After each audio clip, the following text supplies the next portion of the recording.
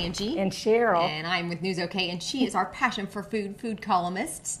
And today we're talking about lemons, the variety of lemons that there are, and how to pick good ones. Sherrel, tell us what we have in front of us right here. Well, we have several kinds of lemons, and these are absolutely my favorite. Yeah. And they're sort of little gems compared to the regular lemons, because compared to the largest size, these are Meyer lemons. Yeah, see, I'm not sure if I'm familiar with them. Well, most people are not, and about once a year I will see them in a local grocer, and they come mostly from California, but they're a very sweet lemon. Who would have thought? I know.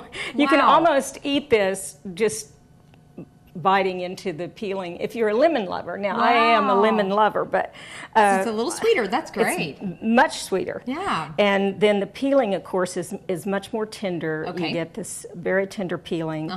And then the other lemons, you can see the peeling is stiffer. We frequently have a recipe that we want or we need to harvest a lot of juice from. And there are several ways to do that. Sometimes the lemons we get are very hard. You can actually soften them a little bit, maybe 15 to 20 seconds in the microwave. Really? And it softens it. You can also roll the lemon around like this. What I'm sharing with you today is a recipe for a lemon custard that's very elegant, I think. Nice. And it's perfectly suited to this kind of lemon. But you can make it with the other. It's just slightly different, and I cut back on the sugar a little bit when I use this the Meyer lemon. It's already sweet. So if it's a cup of sugar, I might make it 3/4 of a cup instead of a cup. Well, that's great information about these little lemons and the big lemons. And I have put in the paper an email address or a website that you can go to if you want to order some of the Meyer lemons if your grocer doesn't happen to have them. They so in order wonderful. to juice these lemons, how do you juice any lemon, I like to use the reamer. If I just need not a very large amount of juice, this works really well. You cut the lemon in half, and I remember my mom using those.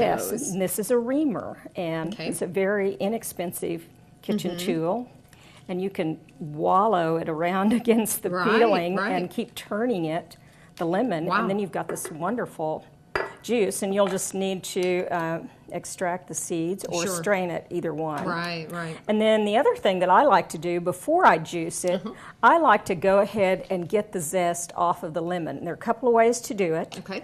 One is if you want to have lemon for something like if you're doing a veal piccata or a chicken piccata and you have something that you need more coarse strips of lemon, you want to just cut the outer little bit. That's a handy little tool. Peeling, it is. But what you're trying to do is not get the white part. This part is very pithy, and it just doesn't taste very good. So then you've got these peelings, and then I just stack them up and cut them with a knife. And that way they're coarse. I use this is a Santuco knife, styled knife. Right. And I just cut down the length and get some little zest. And this zest is coarse, but it's minus the white. Now, what generally are you going to use zest for? This would be like if I did a chicken piccata or veal piccata and I wanted to season the meat or use it as a part of a marinade. But the all-purpose zester that I think is the absolute best, I think I like it better than the box grater, although the box grater you can do, if you do it over cloth, it works just fine. So you can just take the lemon and go down, and I usually do it over a little piece of wax paper, and that way you can zest it as well. This one has an interesting thing. This is a microplane zester, and I like it because the lemon piles up here and you can see about how much you have. And then, of course, and you just work your way around the lemon, and it takes just that top layer. Look at that. See? So you get a very nice quality zest with it. All these kitchen tools you could find at a kitchen store and appliance store. Absolutely you can. And see, we immediately have about a teaspoon or so of lemon. And so that's another way to do it. Sometimes you need a larger zest. This might be something for a drink or something like that. We might just go this way, and it just cuts a little piece like so.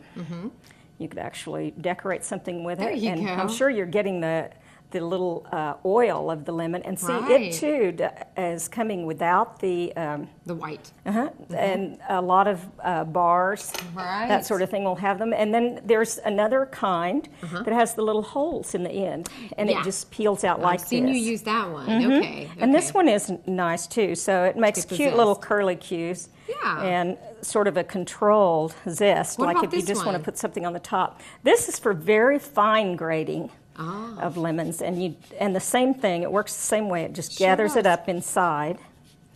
Now, like you mentioned, you actually made some lemon custard. Is that right? I made some lemon custard, and I experimented with several recipes to try to find one that would just be the softest, sweetest custard. Okay, this is lemon custard. Voila! Fresh out of the oven. She already made it, but it looks wonderful. It is very good. You can eat it while it's warm. Well, just eggs and half and half. Okay.